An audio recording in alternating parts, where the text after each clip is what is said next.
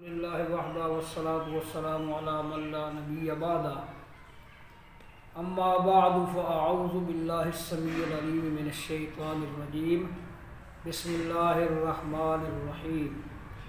سیقول السفہاء من الناس ما ولاہم عن قبلتہم التی کانوا علیہا قل للہ المشرق والمغرب یہدی من یشاء الی صراط مستقیم او کما قال اللہ تبارک و تعالی فی القرآن المجید والفرقان الحمید فی مقام آخر اینما تکونوا فولوا وجوہکم شطرہ۔ میرے محترم سامعین کرام اور دوستوں اور بھائیوں، قرآن مجید کی اس وقت جو دو آیات میں نے آپ کے سامنے تلاوت کی ہیں، یہ سورۃ البقرہ اور دوسرا پارہ، اس کی ایک شروع کی آیت ہے اور دوسری آیت آگے چل کر ایک اور آیت کا ٹکڑا ہے۔ تو یہ جو دوسرا پارہ ہے، اس کے جو ابتدائی دو رکوع ہیں وہ تقریباً اس کے اندر تحویل قبلہ کا بیان ہے، چونکہ جو آدمی نماز پڑھتا ہے، جس نے نماز پڑھنی ہوتی ہے، وہ نماز چاہے فرضی ہو یا نفلی ہو، کوئی بھی نماز ہو، تو اسے یہ حکم ہے کہ وہ کعبے کی طرف متوجہ ہو کر نماز پڑھے اور کعبے کو اپنا محل عبادت بنائے۔ کعبۃ اللہ اور بیت المقدس، یہ دو قبلے جو ہیں نا، ان دو قبلوں کا ذکر آتا ہے آسمانی کتابوں کے اندر اور حدیث کی کتابوں کے اندر اور تفسیر کی کتابوں کے اندر بھی ان کا تفصیل کے ساتھ ذکر آتا ہے۔ تو جس طرح نماز پڑھنے والے کے لیے باقی شرائط ہیں جن میں سے کچھ کل بیان ہوئی تھی، اسی طرح قبلے کی طرف منہ کر کے نماز پڑھنا بھی شرط ہے، اس کے بغیر نماز قبول نہیں ہوتی۔ اللہ کے نبی صلی اللہ تعالی علیہ وسلم جب مدینہ تشریف لائے تو آپ شام کی طرف یعنی بیت المقدس کی طرف منہ کر کے تقریباً 16 یا 17 مہینے اسی قبلہ کی طرف منہ کر کے نماز پڑھتے رہے اور پڑھاتے رہے، جو قبلہ کے آپ صلی اللہ تعالی علیہ وسلم سے پہلے اہل شریعت کے لیے متعین کیا ہوا تھا اللہ تبارک و تعالی نے۔ پھر کیونکہ اللہ کے نبی صلی اللہ تعالی علیہ وسلم کی یہ بڑی دیرینہ خواہش تھی کہ وہ قبلہ، وہ کعبہ جو میرے دادا ابراہیم علیہ السلام نے تعمیر کیا تھا، اسی قبلہ کو دوبارہ قبلہ قرار دیا جائے، اور اس خواہش کا اظہار اللہ تبارک و تعالی نے قرآن مجید کے اسی دوسرے پارے کے پہلے رکوع کے اندر ہی فرمایا ہے، قَدْ نَرَىٰ تَقَلُّبَ وَجْهِكَ فِي السَّمَاءِ فَلَنُوَلِّيَنَّكَ قِبْلَةً تَرْضَاهَا فَوَلِّ وَجْهَكَ شَطْرَ الْمَسْجِدِ الْحَرَامِ وَحَيْثُ مَا كُنْتُمْ فَوَلُّوا وُجُوهَكُمْ شَطْرَهُ، یعنی اے نبی صلی اللہ تعالی علیہ وسلم، ہم نے آپ کے چہرے کو آسمان میں گردش کرتے ہوئے پھرتے ہوئے دیکھا ہے، فَلَنُوَلِّيَنَّكَ قِبْلَةً تَرْضَاهَا، ان قریب ہم اس آپ کو پھیر دیں گے اس قبلہ کی طرف کہ جو آپ پسند کرتے ہیں، جس قبلے کے بارے میں آپ کی خواہش ہے۔ تو پھر 16-17 مہینوں کے بعد قبلہ جو ہے وہ تبدیل کر دیا گیا۔ جب قبلہ تبدیل کر دیا گیا تو یہ چیز جو یہود مدینہ تھے، مدینہ کے آس پاس جو رہنے والے یہودی تھے، کافی قبائل تھے مدینہ کے آس پاس یہودیوں کے، اور یہ حدیث اور تاریخ کی کتابوں میں آتا ہے کہ نبی کریم صلی اللہ تعالیٰ علیہ وسلم کی بعثت سے قبل یہ جو یہود تھے یہ انصار مدینہ کے ساتھ ہمہ وقت سراپا مناظرہ رہا کرتے تھے، بحث و تکرار کیا کرتے تھے، اور بڑی شد و مد کے ساتھ یہ بحث کیا کرتے تھے اور کہا کرتے تھے کہ تورات اور انجیل کے اندر جس نبی کی آمد کا ذکر ہے آخری زمانہ میں، اس نبی کی جو علامات بیان کی گئی ہیں وہ تمام علامات پوری ہو چکی ہیں، اور وہ نبی بس ان قریب آنے والا ہے، ان کا ظہور ہونے والا ہے، نبوت کا اعلان ہونے والا ہے، بس یہ کام اب بہت نزدیک لگ گیا ہے۔ یہ یہود مدینہ کے آس پاس بسنے والے جو یہودی ہیں وہ انصار مدینہ کے ساتھ اس معاملے پر بحثیں کیا کرتے تھے، لیکن جب اللہ کے نبی صلی اللہ تعالیٰ علیہ وسلم واقعی آپ صلی اللہ علیہ وسلم نے اعلان نبوت کر دیا، اور جب ان یہودیوں کو یہ پتہ چلا کہ جس نبی کے ہم منتظر تھے اور جس کے بارے میں ہم لوگوں کو بریف کیا کرتے تھے، چل پھر کر ہم اس کی نبوت اور رسالت کی تبلیغ کیا کرتے تھے کہ وہ نبی بس آنے ہی والا ہے، وہ نبی بنی اسحاق کی بجائے بنی اسماعیل کے اندر آ گیا ہے۔ اس ضد اور انا کی بنیاد پر انہوں نے باوجود تمام علامتوں کے پہچاننے کے نبی کریم صلی اللہ تعالیٰ علیہ وسلم کی نبوت اور رسالت کو تسلیم کرنے سے اور ماننے سے انکار کر دیا۔ یعنی آپ صلی اللہ علیہ وسلم کی نبوت اور رسالت کا جو اعلان تھا یہ پہلی کاری ضرب تھی ان کے تصورات کے اوپر، جو تصورات انہوں نے اپنا رکھے تھے فکری طور پر، ان تصورات کے اوپر پہلی کاری ضرب لگی نبی کریم صلی اللہ علیہ وسلم کی رسالت کی صورت میں، کیونکہ یہ سمجھے بیٹھے تھے کہ آخری نبی بھی بنی اسحاق سے آئے گا، لیکن وہ نبی بنی اسماعیل سے آ گیا، تو انہوں نے آپ صلی اللہ علیہ وسلم کو نبی اور رسول ماننے سے انکار کر دیا۔ بعد میں اللہ تبارک و تعالیٰ نے جن کی قسمت اور جن کے نصیب میں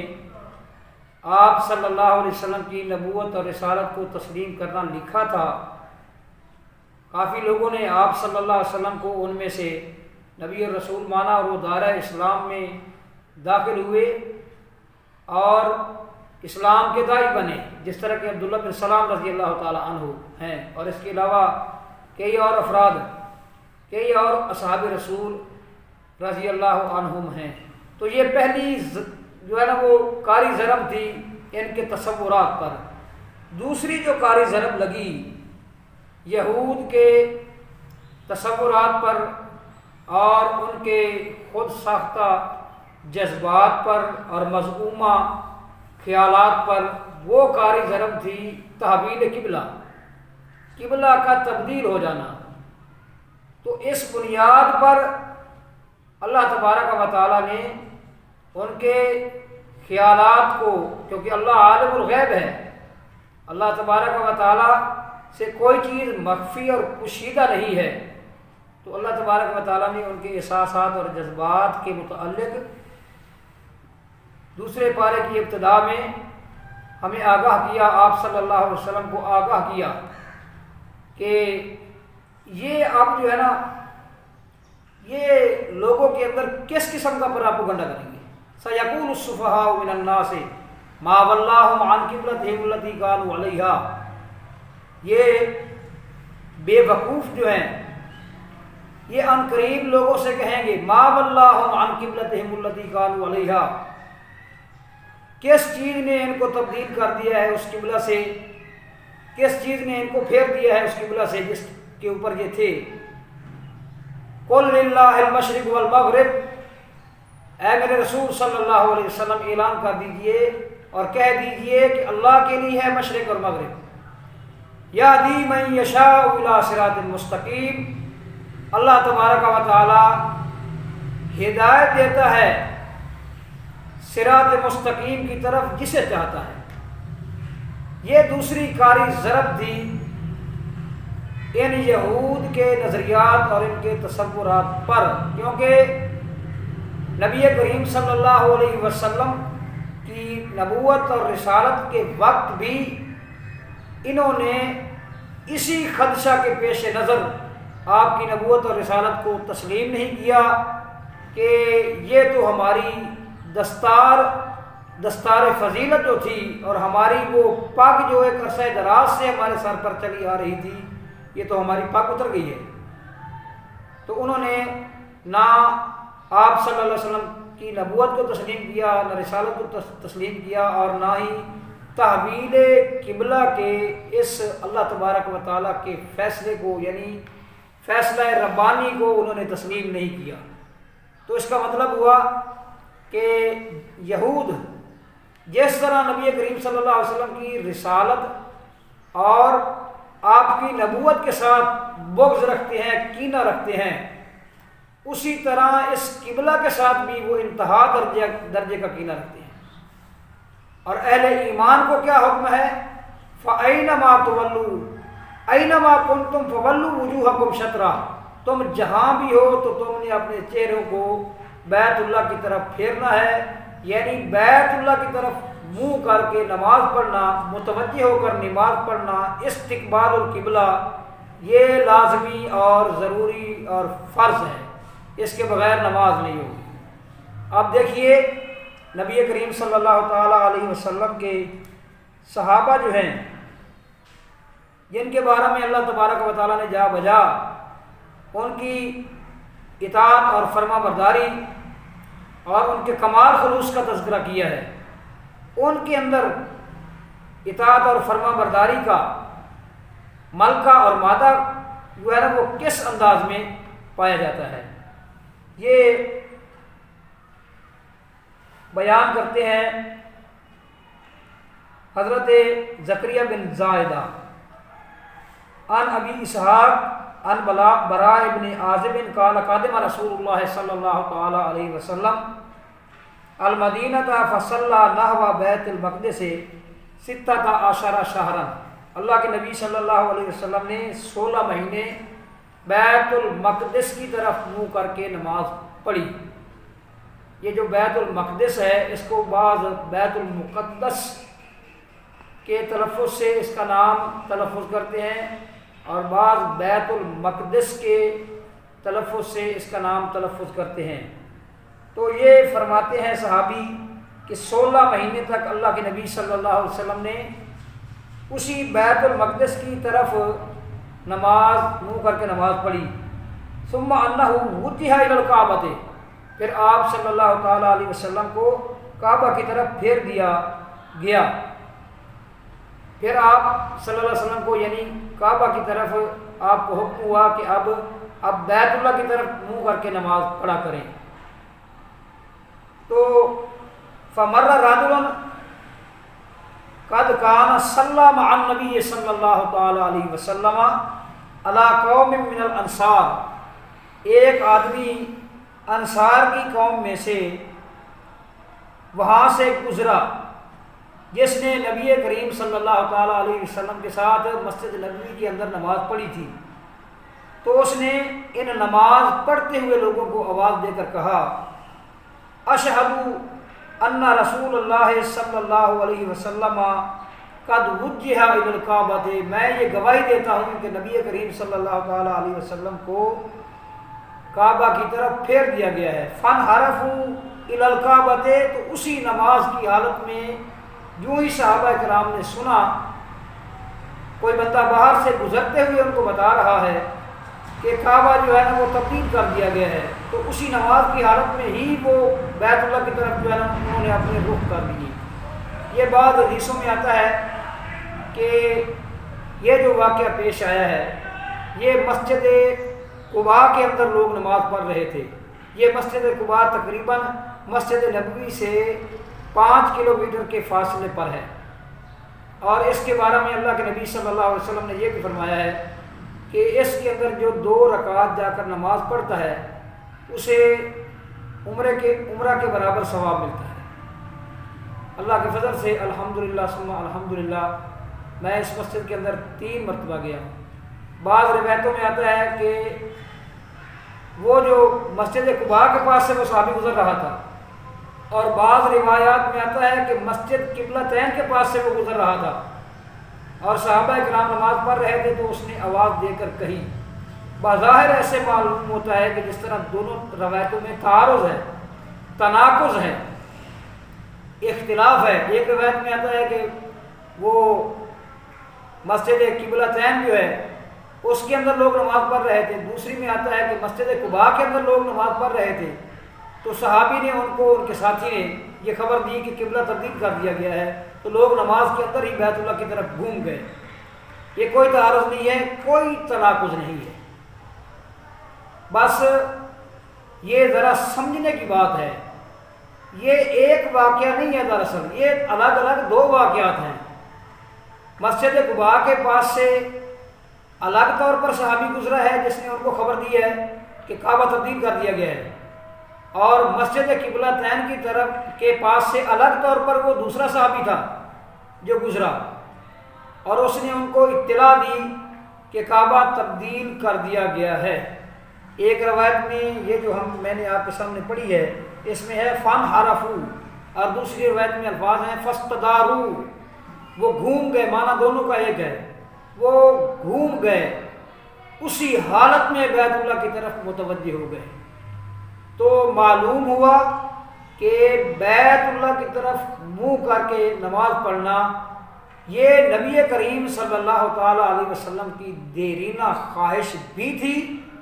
اور آپ صلی اللہ علیہ وسلم کی اس دیرینہ خواہش کی بنیاد پر اللہ تبارک و تعالیٰ نے قبلہ جو ہے وہ تبدیل کر دیا، بیت المقدس سے بیت اللہ کی طرف منہ کر کے نماز پڑھنے کا حکم دے دیا۔ یہ نبی کریم صلی اللہ علیہ وسلم کی خواہش بھی تھی،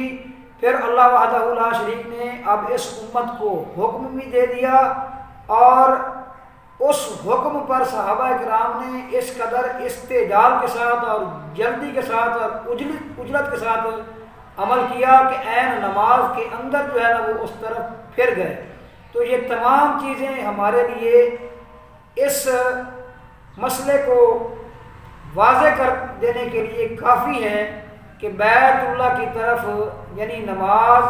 جو ہے نا وہ شروع کرنے سے پہلے آپ کا بیت اللہ کی طرف متوجہ ہونا یہ فرض ہے، فرض۔ البتہ کوئی ایسی صورتحال پیدا ہو گئی ہے، مثلا کسی ایسے علاقے کے اندر آپ چلے گئے ہیں، رات کو تاریکی ہے، اندھیرا ہے، کسی جنگل میں ہے، کسی صحرا میں ہے، اور پتہ نہیں چل رہا کہ کعبۃ اللہ جو ہے وہ کس طرف ہے، تو اس صورت میں جو ہے نا وہ گنجائش ہے، وہ بھی شریعت نے یہ اضطرار بھی مسلمانوں کو ختم کر دیا، فَأَيْنَمَا تَكُونُوا فَثَمَّ وَجْهُ اللَّهِ۔ تو پھر وہ اپنی پوری کوشش کریں گے، اندازہ لگائیں گے کہ بیت اللہ کی سمت اس طرف ہے۔ اگر اس کے باوجود بھی بعد میں ان کو پتہ چلتا ہے کہ اس طرف بیت اللہ نہیں تھا تو پھر کوئی حرج نہیں ہے، کیونکہ یہ عذر بن گیا، مجبوری بن گئی۔ لیکن بغیر کسی عذر اور بغیر کسی مجبوری کے اس آدمی کی اب نماز قطعاً نہیں ہو سکتی جو نماز پڑھنا چاہتا ہے، اور وہ بیت اللہ کی طرف اگر منہ کر کے نماز نہ پڑھے تو اس کی نماز نہیں ہوگی۔ یہ نماز شروع کرنے سے پہلے کا جو یہ عمل ہے، یہ ہم نے قرآن اور حدیث کی روشنی میں آپ تک